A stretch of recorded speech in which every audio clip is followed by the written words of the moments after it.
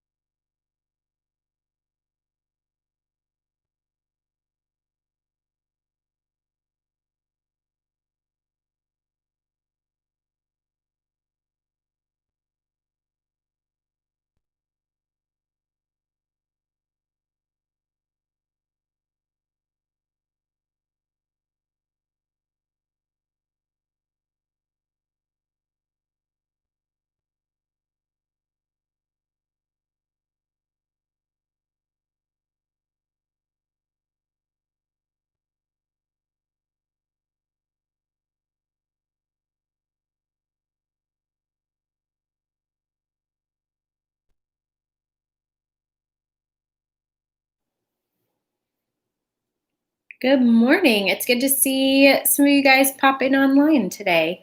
It is 8:52, so I'm gonna just delay for a couple more minutes in case people, like I mentioned a minute ago, don't remember that we start at 8:50 instead of 8:55. So it is just a good Monday morning. So tell me, those of you guys that are watching online live right now, where are you watching from today? And I know a lot of you guys are saying, well, we're in Dallas. But are you watching from your kitchen, your bedroom, your living room? Um, you know, what's your class style this morning? A little more casual than being in person? Jessica and Camry are together. That's great. Got some office.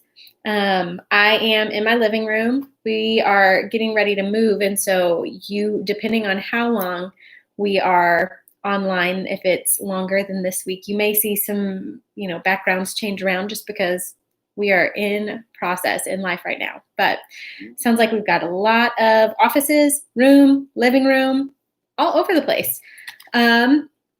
I really enjoy hearing from you guys. And when we're online, it is just a good way for us to stay connected and making sure that we're on the same page with things, because I know it just feels a little bit different to be online than it does to be in person. And so we are just going to do our best. I had some videos that I was hoping to show you, but I can't quite figure out how to share my screen on YouTube Live. So unfortunately, I don't think we're going to be able to do that today. But our lessons that we've got going on today are on your student portal, so you can follow along. And for first hour, what we have is we're going to finish up just the lifespan intro, talking about some of these theories and these ideas, big ideas. And then we're going to start talking about prenatal development and leading up to birth today. So if you have those PowerPoints from online, feel free to look at those videos. They're really interesting and they really do provide a lot of insight. Has anybody watched so far the video from Piaget's cognitive development stages? Anybody watched that one yet? Where it shows with the quarters and the glass. If you watched that, let me know and let me know what you thought about it.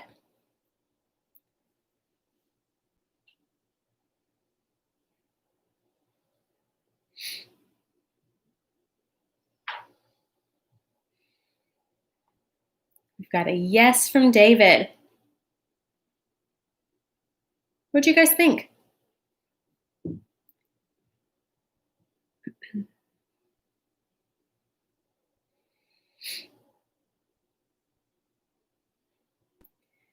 If you have not watched the Piaget video, that one is one that I think is really very interesting, just because it shows from like a really scientific, it's okay that you guys forgot. It shows from a really scientific perspective child development and what we're able to really think through and process through at the moment. So I encourage you guys to go back and click on that link. Actually, I'm going to just copy it and paste it into the chat. And then we'll go ahead and pray and get started. And apologize if you hear my dog in the background. We're trying something new to see if she can just chill. And if you hear her, I apologize. So we're just going to try that out today and see if she stays calm. But that is the video link for Piaget's stages of cognitive development. And so, yeah. But let's go ahead and pray, and I'm going to pray for us, and we'll just go ahead and get started this morning. God, thank you so much for who you are and for how you are just at work in our lives. God, I ask that you would keep us all healthy and our families healthy and safe during this COVID season. But also, Lord, I ask that you would help us just to receive all that you have from us or for us today. In Jesus' name, amen. All right, so let's just get started. Again, if you guys have any questions from last week's videos, please let me know, because I want to know, I want to hear from you guys. My dog is being a little loud. Hold on for about 10 seconds or less.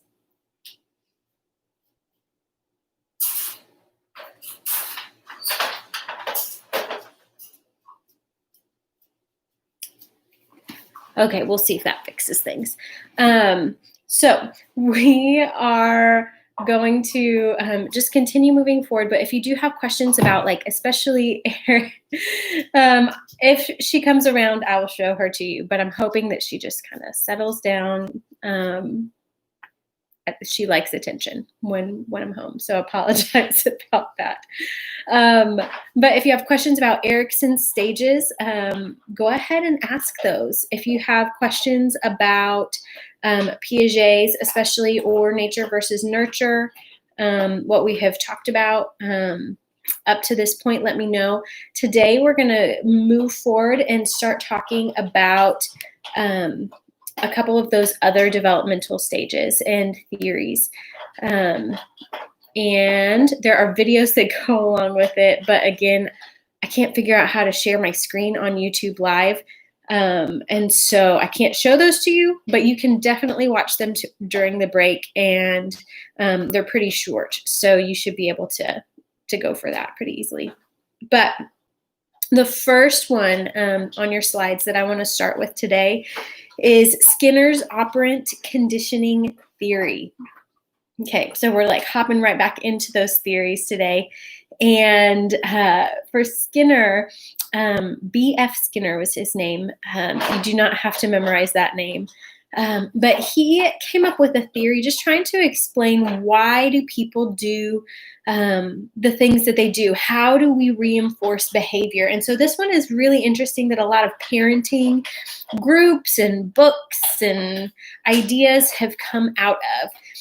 So with Skinner's operant conditioning theory, he basically says that consequences are what produce change in our behaviors. So basically saying, hey, we change and we grow based on whatever kind of consequences that we experience in life, whether those are positive consequences or negative consequences, that's how we grow. And he is the one who, in this theory, came up with the idea of positive reinforcement and negative reinforcement. And so this is something that you guys maybe have heard of in the past: positive reinforcement, negative reinforcement. Well, I'm here to tell you exactly what they're talking about and what it means, because on the surface level, it's like, oh yeah, I can kind of pick up what that means. But along with that, he came up with these 4 things, not just 2. There's positive reinforcement, negative reinforcement, positive punishment, also known as a reward, and negative punishment. And they're different. And so I'm going to talk a little bit about those differences. And then we're going to think about what that looks like in parenting just a little bit. So positive reinforcement is basically saying, hey, I want to add something positive to reinforce a good behavior. So the difference between reinforcement and punishment here is reinforcement is like trying to build up something good, whereas punishment is trying to stop something bad. So let me say that again. Reinforcement is trying to build up something good that is happening, and punishment is trying to lessen something bad that is happening. And when we think about reinforcement and punishment in these 2 different ways, it starts to make it a little bit clearer to understand what we're talking about with these things. So with positive reinforcement, this is where you are going to add something good because something good is going on. So for example, I included a clip for you guys from the Big Bang Theory, where Sheldon is, and if you guys don't know Big Bang Theory, it's okay. I haven't watched it a ton, but I know enough to know about Sheldon. So Sheldon is a scientist, and he decides that he's going to use a science experiment on his roommate's girlfriend, Penny. And so what he does is he is trying to reinforce good behavior, essentially, that what he determines to be good behavior from Penny. And so if she maybe was talking really loud on the phone, but then she just starts talking really quietly, he reinforces that good, quiet, talking on the phone behavior by giving her some candy. So that would be considered positive reinforcement. Saying, here, let me add something good, give you something good because of this good behavior that you're doing. Whereas negative reinforcement is essentially taking away something negative when good things happen. So negative reinforcement could be something like someone is still doing something good. Maybe they did their chores, or it was like a new thing that this person did that was good. So negative reinforcement is going to take away something negative, that's perceived as negative. So maybe you take away a screen time limitation for that day.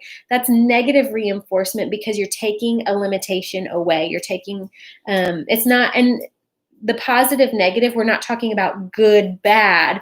We're talking about positive, meaning add something to, negative, meaning take something away. Does that part make sense to you? If you have questions, or if there's something that I can clarify, let me know, because I know this can get a little complicated before I talk about punishment. Reinforcement is talking about building in good and supporting good, whereas punishment is talking about trying to take something away. So if you guys have questions, let me know if you're with me on this, and we'll start talking about punishment and reward. So the next side of this operant conditioning theory is talking about punishment. And so we've got negative punishment. We also have something, people either call it negative or positive punishment, or they'll just call it positive reward, because positive punishment, to some people, they say that doesn't make sense to me. So if you hear either one of those phrases, positive punishment or positive reward, they're kind of talking about the same thing. And basically what negative punishment is it means you are taking away something good because of a bad behavior, or what is considered a negative behavior. And it could, so this would be if someone goes to school, comes home, and their parents say, we got a letter from the teacher that said that you did all these terrible things. We are taking away screen time. That would be an example of negative punishment. Positive punishment or positive reward would be if you you're bribing someone, saying, if you keep it together and if you don't do these terrible things that you always do, then I'll give you a cookie. That would be considered a positive reward. And unfortunately, when we're looking at this whole idea of conditioning as a whole, the idea here is that reinforcement works, punishment does not work. And I know so many parents that the only thing that they say, we just got to use punishment because that's what works.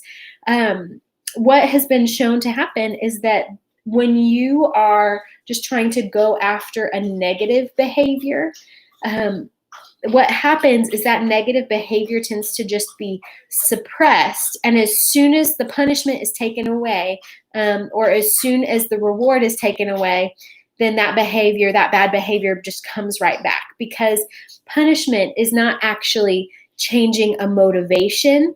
It is just about cause and effect. Whereas reinforcement is saying, hey, this good behavior, this thing that you're doing is wonderful. It tends to reinforce an inner motivation that says, yes, this is the way to live. This is the way to do things, because reinforcement tells you what to do, whereas punishment only tells you what not to do. And so when we're thinking about parenting, when we're thinking about just our lives, think about times when you would receive a reward for doing something, or would receive punishment for doing something, or for not doing something. And those things were just like, okay, well, great, but it didn't change an inner motivation. I think about positive rewards. So if you worked for a company that said, hey, we want our employees to start filling out comment cards, for example, or let's say the cafeteria wants you to hear comments. They want you to comment, what are they doing well? What are they not doing well? And so they set up an incentive. They say, hey, if you fill out a comment card, we're going to give you a candy bar, right? Guess what? Everybody is going to fill out a comment card because they want the candy bar. However, that is an example of positive reward or positive punishment, because they're saying, hey, we want you to do this thing, so we're going to give you this positive thing for it. But it doesn't really change an inner motivation. So as soon as that reward is taken away, guess who's not going to fill out comment cards anymore? Pretty much anybody, because they're saying, stop just walking past the comment card thing, stop and fill it out. We'll give you something for it. But that's not building in just an inner motivation for good behavior. An example, if like we're going back to reinforcement, could be positive reinforcement would be something like a baby doing something cute and the parents smiling at them, or a child saying, hey, let me tell you my joke, and the parent saying, wow, that was so great, you're so funny. That is an example of positive reinforcement, saying, hey, I'm reinforcing something that you're already doing. And the message that that child receives is that I can tell jokes, I am capable, I have things to say.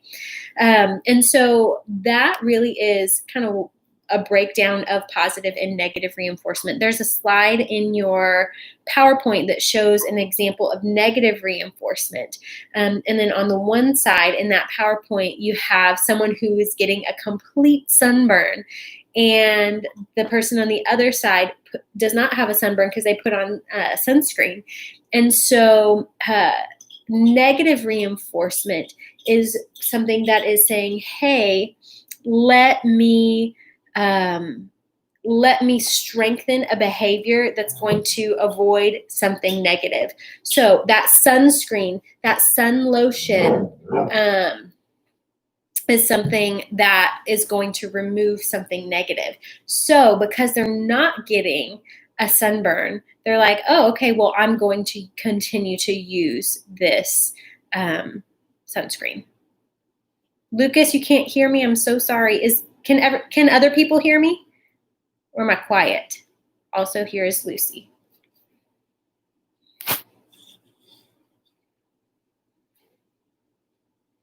Okay. Great.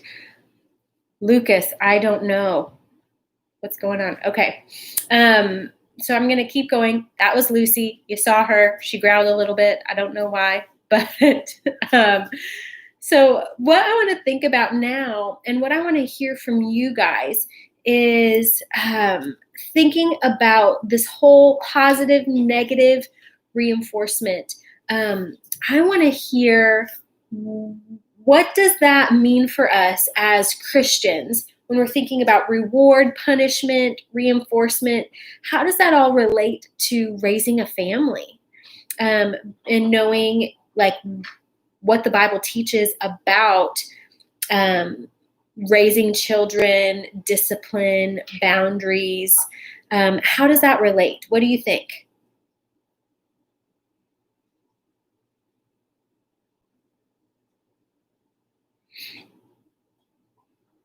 Does it match? Does it not match ideas that we're taught in the Bible about parenting?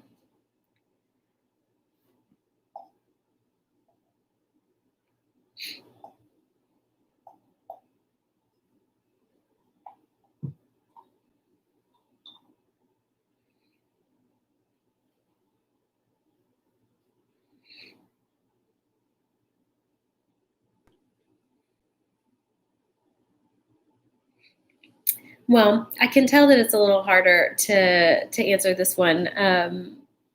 There we go. Jason um, says it depends on the way that it is used, the way that discipline is used. Yeah, and part of what we are reading this semester in Shepherding a Child's Heart, that book. For this class, that would be probably the best one to read first because children come before teenagers. But it talks a lot about discipline and discipline from the perspective of a Christian. Go for it, Jessica. Ask your question. David said that the parenting principles in the Bible are formidable, but not applied in many homes today. That is also something that would be true. And so this theory of operant conditioning is something that is good for us just to think through. What are we doing with behaviors? Are we trying to emphasize the good, or are we just trying to stop the bad? Because if we're just trying to stop the bad behavior, or what we consider the bad behavior, that's not changing motivation, and that's not changing the heart of someone to do something different. So Jessica asked, if you are disciplining your child, would that fall under reinforcement or punishment? It depends on how you're defining it. And we know, according to the Bible, that the Lord disciplines those he loves, which means that discipline is a good thing. Discipline and discipleship, they have the same root word. My question would be, are you just trying to go after negative and just stop the negative, what I perceive to be the negative? Or are we trying to also build in positive change in behavior? And honestly, when just through my experiences counseling and just those types of things and learning about all of this as well, very often punishment and reinforcement, they can be very similar on the outside, but the inner motivation can be completely different.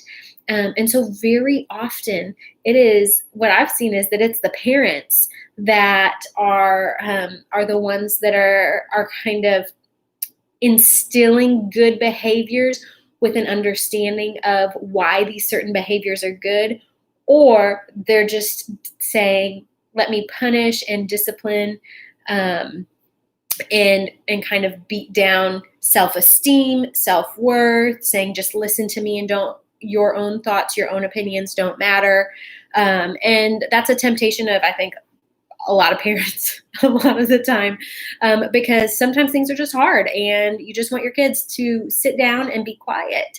And so just this whole idea about conditioning, reinforcement, punishment, is about what are you focusing on? Are you focusing on stop doing this negative thing, or are you focusing on saying, hey, we need to grow these positive things? Because even through a conversation, short conversation with a 4-year-old, giving them encouragement along the way that they should go is helpful.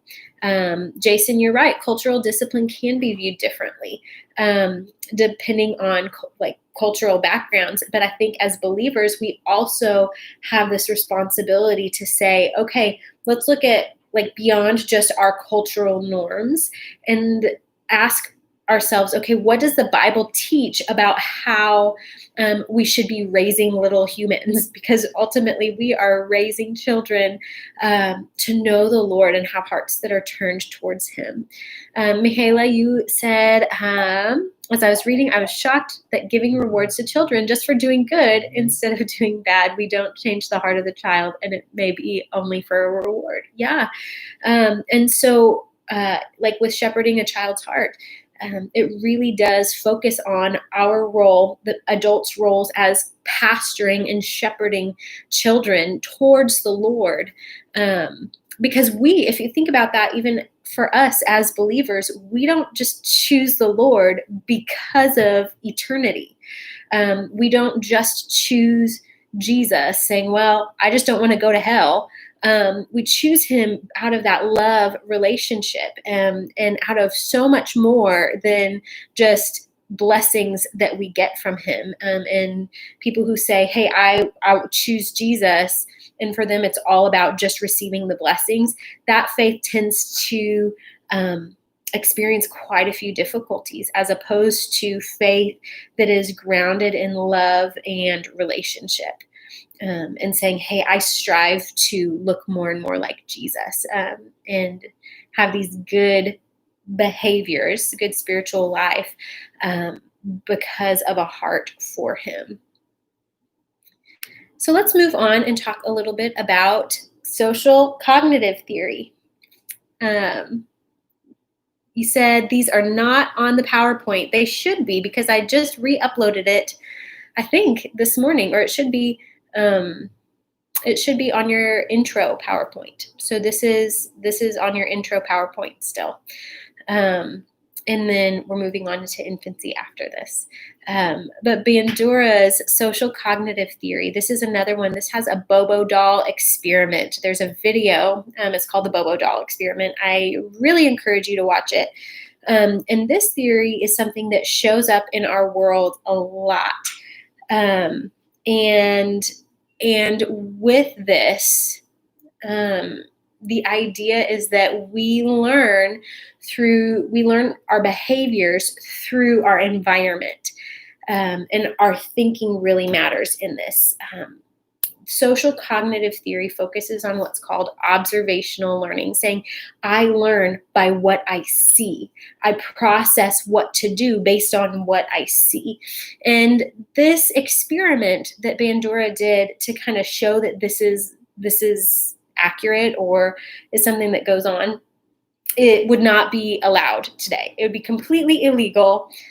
But they did this back in the day, before there were a lot of limitations on what kinds of studies you could do with humans. And in this experiment, because Bandura was trying to say, I want to show that people learn how to behave based on what they see.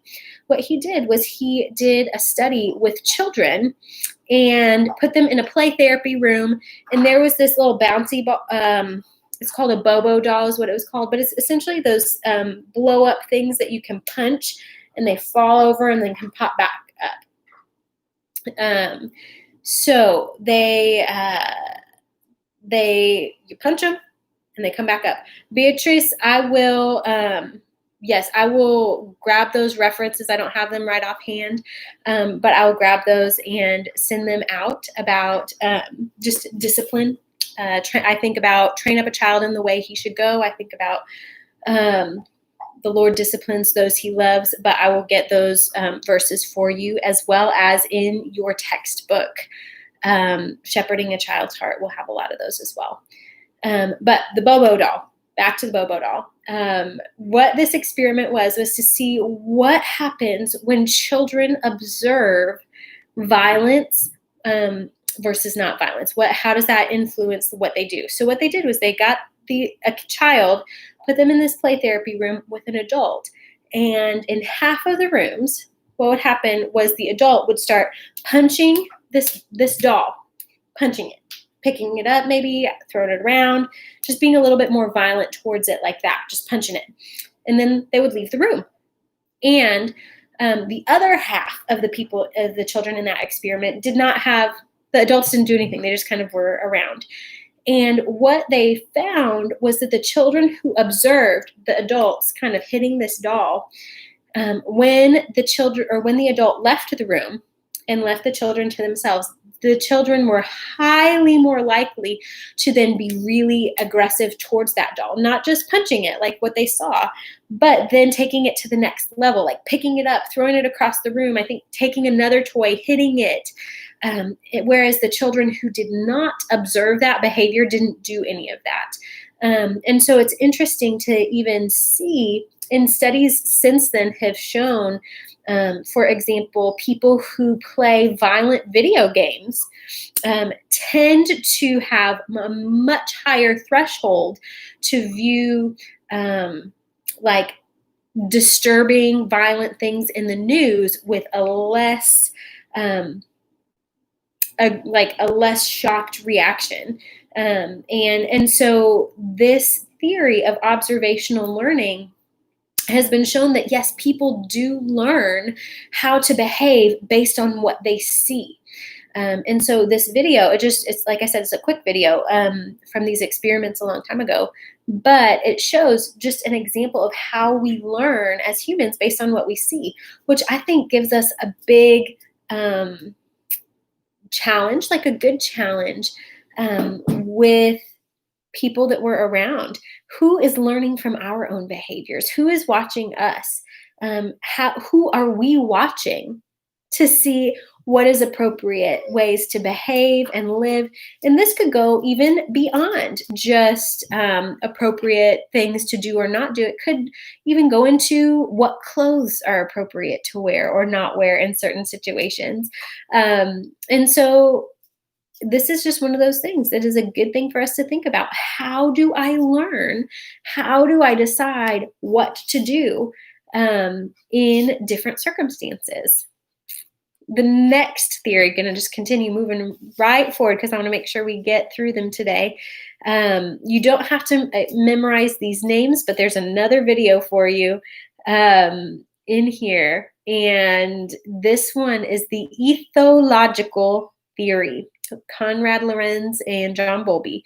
And these are talking a lot about how people attach to one another. How do we get bonded to one another? Because we know even as babies, people form attachments and bonds, and that's really important.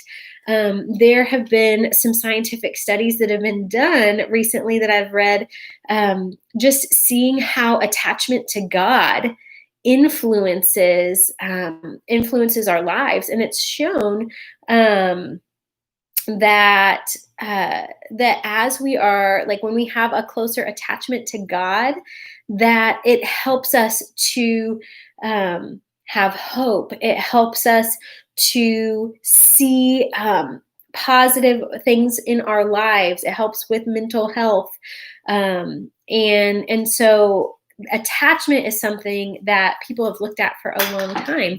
And the link for the video, it sounds like for Konrad Lorenz's imprinting study is not working. But if you look up just Lorenz imprinting duck study, what you're going to see is you are going to see this old guy with all these baby ducks just following him around. He swims in a lake. These baby ducks swim right alongside of him because they bonded with him and imprinted on him, as which animals do. People do not imprint. So sorry to all the Twilight fans out there. But animals do. Some animals do, like on their mothers, essentially. And so this scientist did a study trying to see, hey, can these ducks imprint and see me as their mother figure? And they really did, and would follow him everywhere and learn how to do things. So he would go swimming in this lake so that these ducks could learn how to swim. And the whole theory is just looking at how people attach to one another and how you build bonds that would last an entire lifetime. And so that video was just it was one of kind of the starts of learning about attachment. And like I said, it's grown since then in understanding, so that now we even understand how attachment to God works a little bit, which is kind of cool. There's a picture in there as well in your PowerPoint that shows a little baby monkey. And this is another study that they would not be able to do today because it scares animals. But it was the Harlow monkey theory. And it is scary if you look up videos, so I don't have a video on there for you. But the idea was looking at animals to say, hey, would they choose food and life sustenance or comfort? What do they attach to, and how do we bond? And so what they did was they had these two like wire monkey parent kind of figures in this cage, and one of them it didn't really have even full eyeball looking things. It had a bottle. It was wiry, and then the other one had a cloth on it. It was still a wire, but it had cloth, and it had a little bit more of a face-like situation.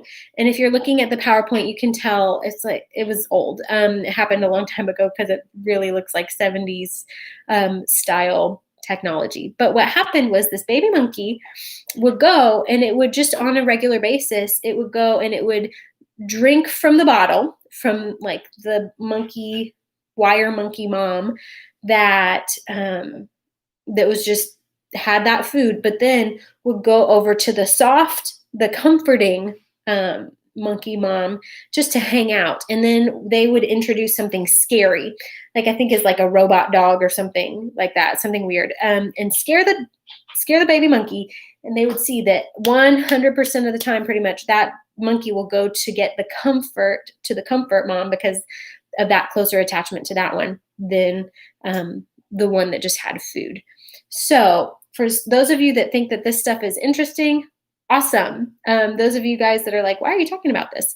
The whole idea here is saying, hey, people attach in different ways. Comfort is very important.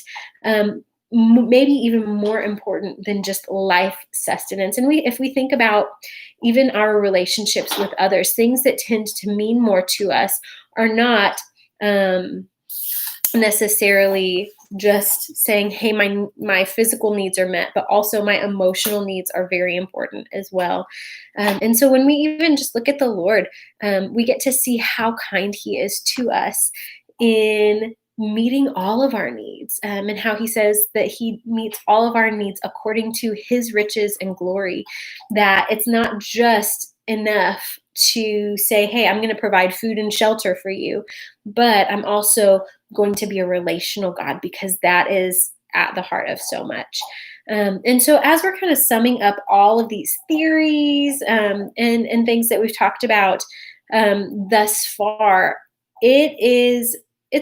it's good to remind ourselves, like we talked about last week, that a theory is just a way of trying to explain the way that God is at work in our midst and in our world in ways that are not the scriptural special revelation, but more that are just found in general revelation.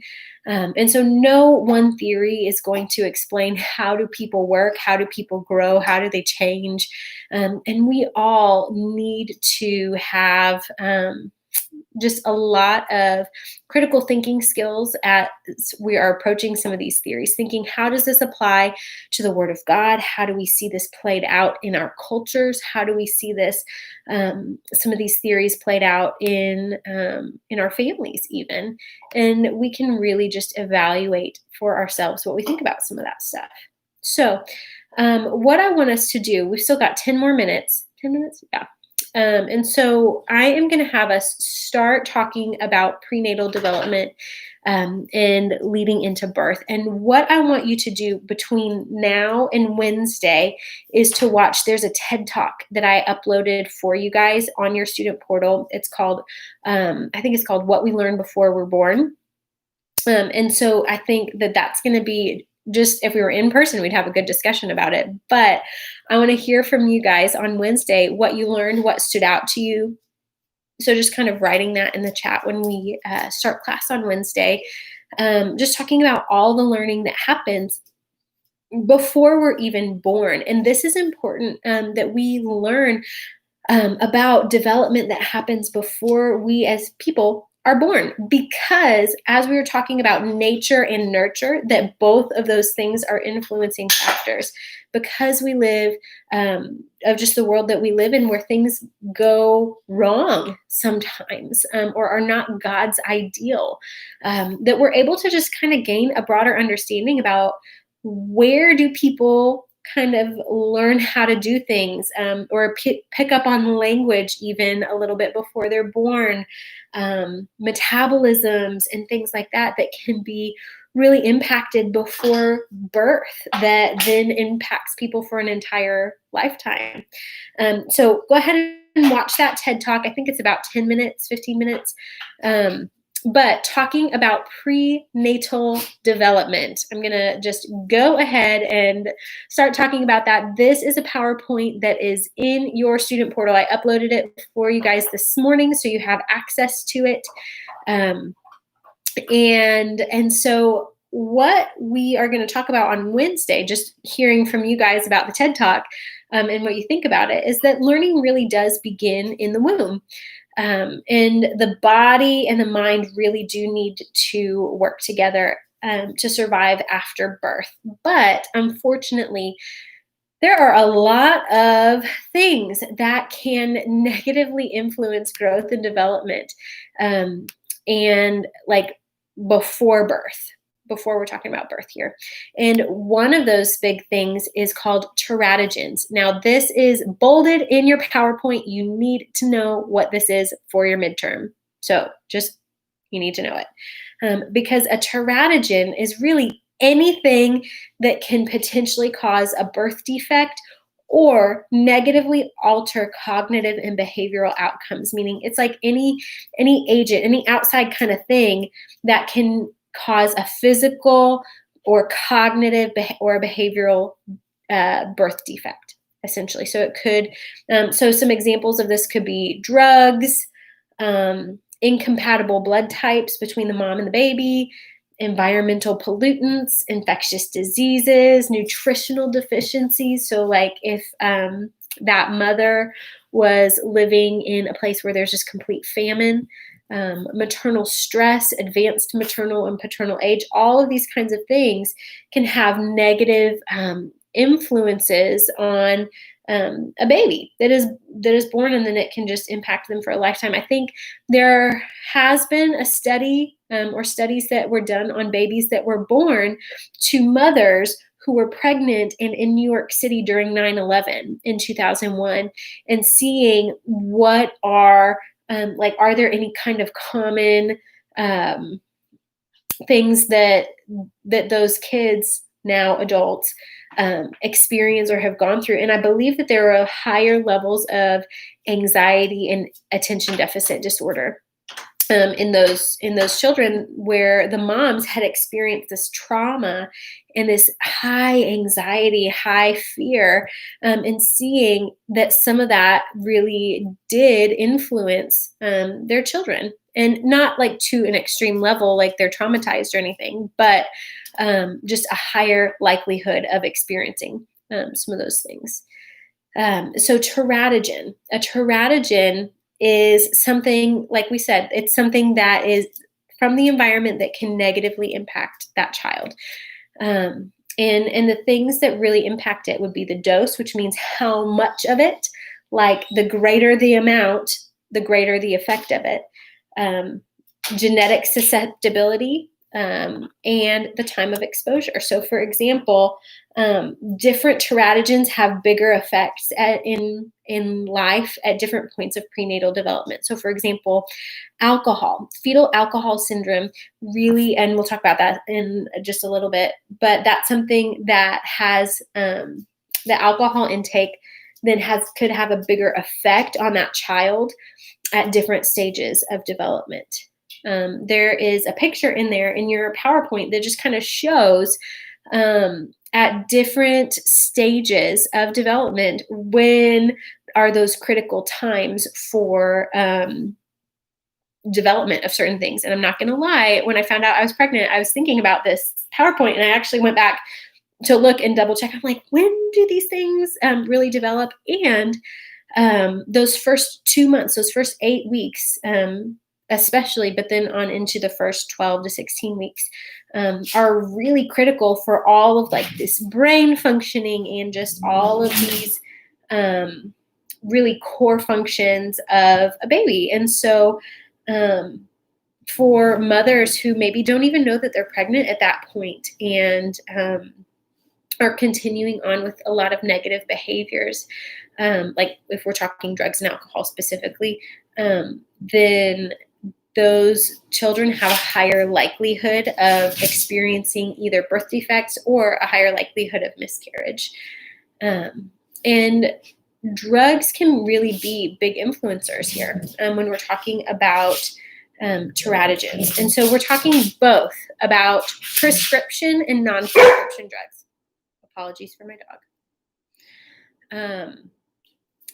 And some prescription drugs, some non-prescription drugs are fine, but this is why it's always important to talk to doctors that know these things and not just assume for people that are going to be parents that, that you just know what's going to work and what's not going to work, because some things can have really negative effects. The one that I hear of the most with pregnant women is that, because I'm in the mental health field, is that they talk to their doctors and have to change medication for mental health, whether that be specifically anxiety, but also depression, because certain anxiety medications don't mix well with pregnancy. And so these are important things to talk to doctors about. Other things that are considered to be drugs, and those of you who were in my addictions class last year or the year before, know that we talked about caffeine. And this is something that is a drug that can alter states of consciousness, change your mood, modify perceptions, and goes in the same category as like some of the harder drugs. Nicotine, alcohol, illicit drugs like cocaine, heroin, marijuana, caffeine falls into that category of things that can just change our mindsets and the way that we think, and can influence just a lot of different things. So let's see. I will talk about alcohol with fetal alcohol spectrum disorder, and then we'll kind of pick up there on Wednesday, and then we're going to breeze right through prenatal and birth, and then we'll talk about postpartum depression, and then get on into attachment on Wednesday. But because we've got just like a couple minutes left, I want to talk about fetal alcohol spectrum disorder. So in the picture on your PowerPoint, you'll be able to see a little girl who does have fetal alcohol syndrome. And this is something that develops from the parent, the mom, consuming alcohol in whatever qualities that or quantity that might be while pregnant, and so when fetal alcohol syndrome develops, what can happen is just a cluster of physical and learning differences that appear in children. And so in this child, they have just some of the physical characteristics that are kind of pointed out, like a flatter lip or wider set eyes that are just shaped a little bit differently. And so just as an example that the choices that parents make, even before that child has been born, can influence that person's life. And so even relating that back to us, how does that relate to us? Some of you guys are saying, well, okay, either one, I'm a guy, so I'm not ever going to become like have a child inside of me. Or maybe you say, okay, but I don't do some of those things. But it's still important for us to know and understand some of these influencing factors, these things that could influence us before we're even born, to have compassion on people who that is their experience, that have maybe learning differences or difficulties based on no choice that they have ever made, but those are things that they have now to experience as they're learning and growing and developing throughout a lifetime, because every person's experience matters. And so more than just like, this is not just like a cautionary tale, don't do these things in your life, but rather these are things that shape people's lives. And if we're called to minister, if we're called to work with others who may have had experiences before they were even born that help shape their abilities to do or think in certain ways, this is a helpful thing for us to know and understand. And so on Wednesday, we're going to continue, like I mentioned, we're going to continue talking about this and then kind of moving forward into attachment. And so if you are one of the people who loves to read ahead, go ahead and read those attachment articles that are on your student portal, because they are going to be really helpful for our discussion when we start talking about attachment and what that looks like. So I will see you guys right back here on Wednesday. Like I said, I am praying at the beginning of class. I said, I'm praying for you guys, praying for your families, just that everyone stays safe in this COVID season. I'm so glad that CF&I is setting some good things in place just to make sure that we're all staying as safe as possible. So my second hour class, I'm going to set up that link for you guys in just a minute. But everyone else who's just with me first hour, I'll see you on Wednesday.